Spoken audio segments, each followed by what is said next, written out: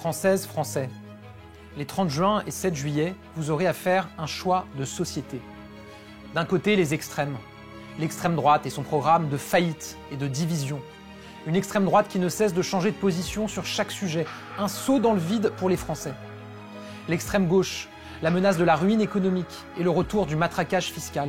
La NUPES unie derrière la France insoumise malgré les pires outrances et les pires compromissions.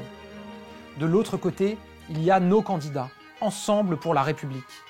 Pour nous, la France, notre France, c'est celle de l'unité, de l'apaisement et du progrès. Les extrêmes, eux, attisent les colères et divisent les Français. Notre France, c'est celle qui défend les valeurs de la République, la liberté, l'égalité, la fraternité, la laïcité. Les extrêmes, eux, veulent le communautarisme et la stigmatisation. Notre France, c'est celle du travail et du pouvoir d'achat, autour d'un mot d'ordre, gagner plus et payer moins. Ce sera la baisse de 15% des factures d'électricité dès cet hiver. La revalorisation des retraites sur l'inflation. Ce sera aussi une règle d'or, pas de hausse d'impôts. Les extrêmes, eux, promettent l'explosion fiscale et le rabot sur les pensions de retraite.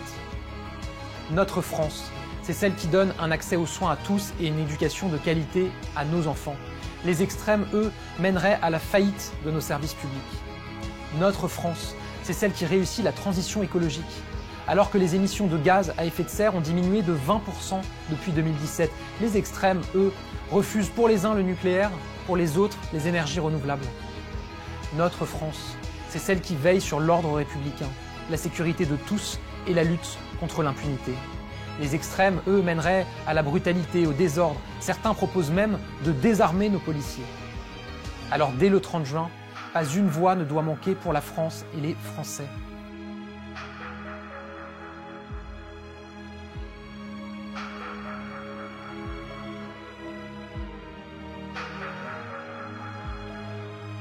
Ensemble, face aux extrêmes, faisons le choix de la République.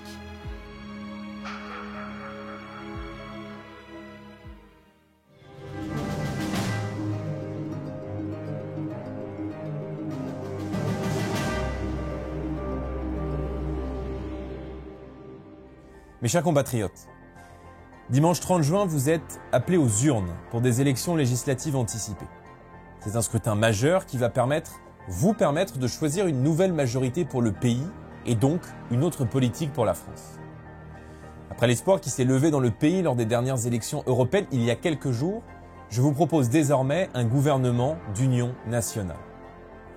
Le Rassemblement national a choisi de s'allier avec les Républicains d'Éric Ciotti pour porter un changement de cap responsable à la tête de l'État.